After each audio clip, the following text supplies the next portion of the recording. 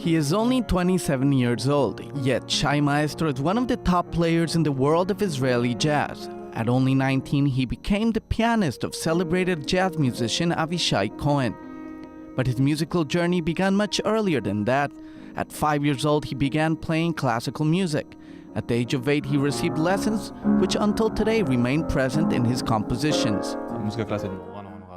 Classical music has helped me tremendously. Technically, on the piano, to really dive in and learn to speak the language of the piano, it has so many components, and then you can use it. I use it constantly in jazz. At first, I was asked when I was a sophomore in high school. My ego spoke first and said, "Do you want to be a child prodigy?" But that meant leaving school. The high school principal and my mother both said to me, "Calm down, finish high school like everybody else." They put my personal development before my musical development, and I think it was the right decision. That decision would change the course of his life.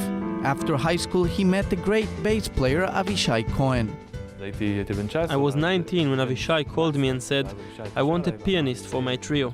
I can't promise anything, but I'd love you to come and play my music."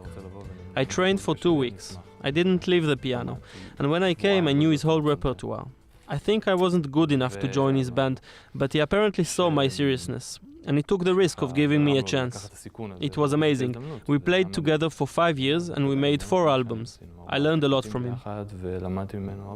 But after 5 years, he felt ready to stand on its own. He brought together 2 musician friends, Jorge Roedor and Ziv Ravitz, and the Shai Maestro trio was born.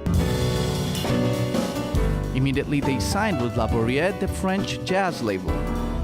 In 1 year, the trio released their second album, The Road to Ithaca. Inspired by literature, the name is a reference to the famous Greek poem by Constantine Cavafy.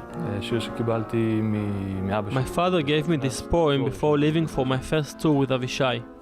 I think it's a beautiful poem, but its message is very simple. What matters is the path, not the destination.